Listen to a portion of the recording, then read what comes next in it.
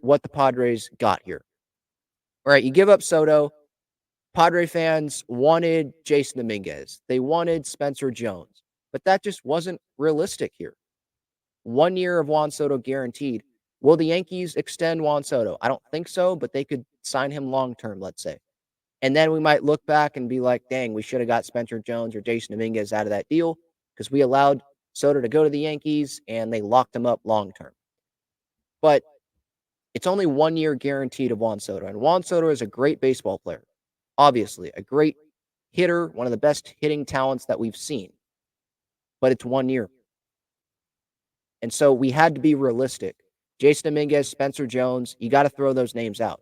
As much as you wanted them, and some Padres fans might be pissed off that they didn't get those guys, you had to throw those guys out. You have to be realistic. What were the Padres' needs?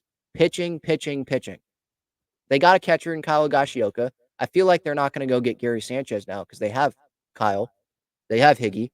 And so it'll be Higgy and Campy as the two catchers. They can have Brett Sullivan. Maybe they bring Austin Nola back as AAA depth. You have that, but they got the pitching, right? In this deal, you got a starting pitcher, the better of the two between Schmidt and King. You got a top pitching prospect that can be at the top of your rotation, hopefully, in a couple years, alongside someone like Robbie Snelling and Musgrove at the end of this deal. We'll see what happens with Darvish. Lesko, I feel like, is a little bit behind those guys, but there's Iriarte, there's Mazer. This is another big opportunity for AJ Preller and the Padres to actually develop pitching and have not everyone homegrown, but have guys that are coming up in the system, come up to the big league level and help this San Diego Padres team win games at the big league level. Not be flipped in a deal, but actually go help at the big league level, making not a whole lot of money.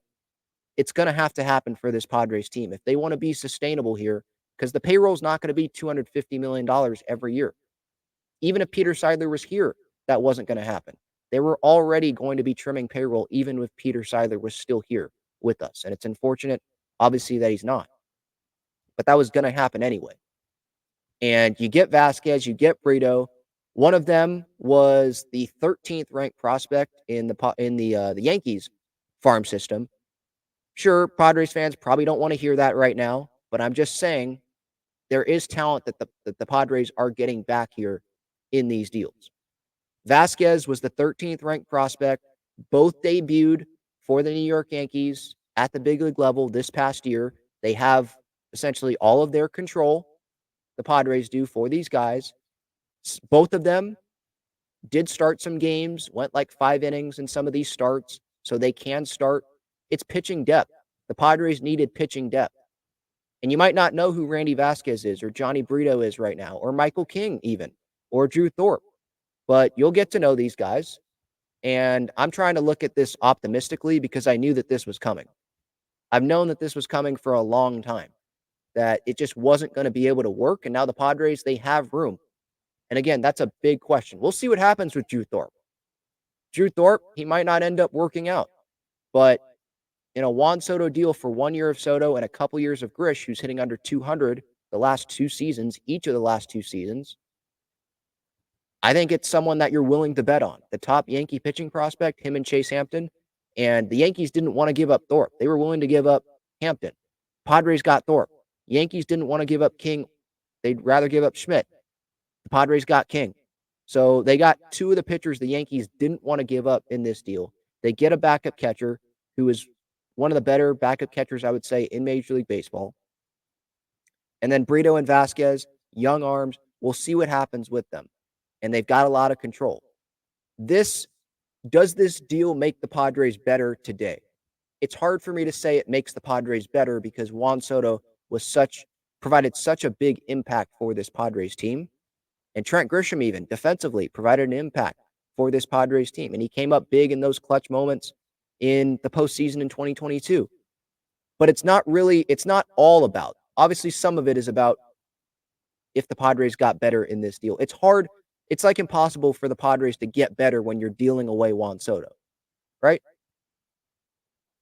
But it's more about what are the Padres going to do with the money that they have freed up now?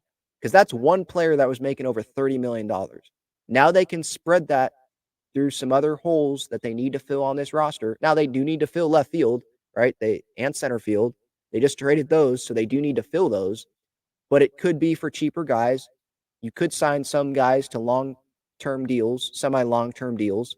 It's not 1 year of a guy that you know is not going to come back.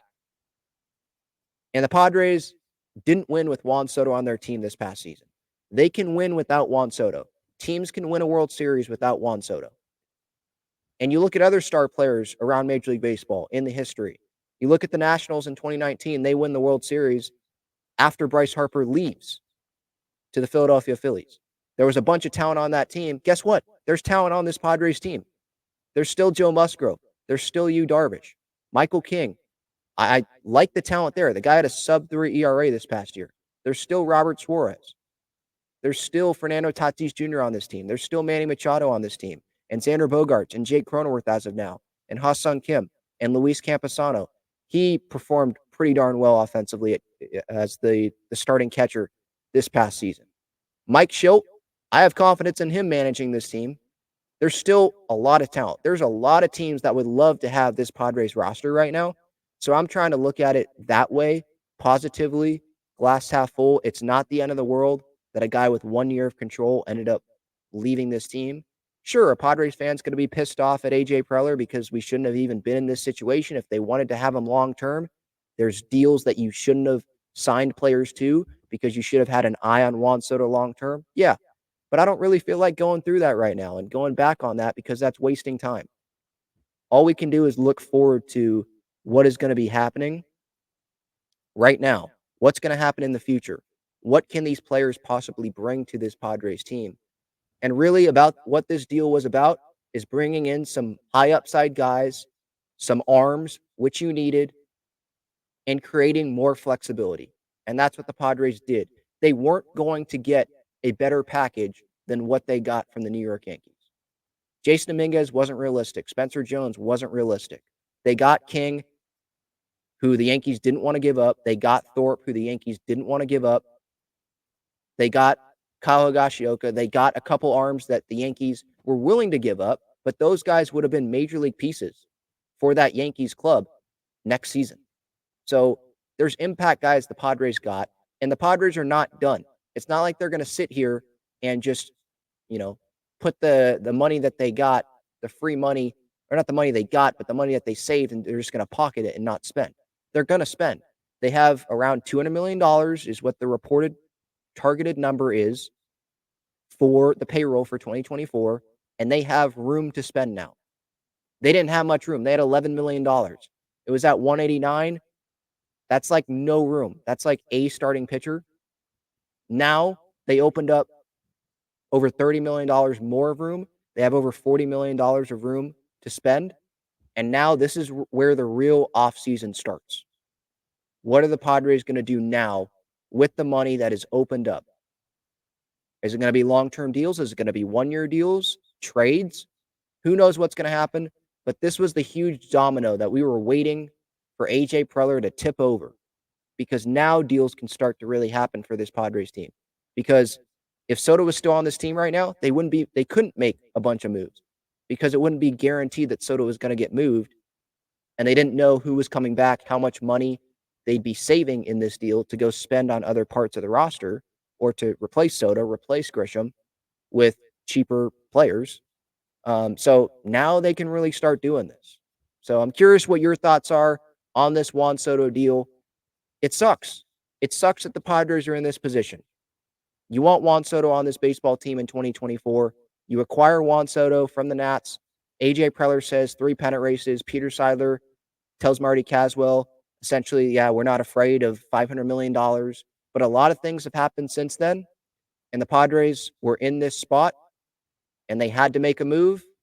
And I think they got the best deal that they could have gotten realistically from a team. And that's just what AJ Preller and the Padres had to do. They had to make this move, had to make the best out of this opportunity that they had, the best out of these circumstances that they put themselves in, and partly the circumstances that were put on themselves.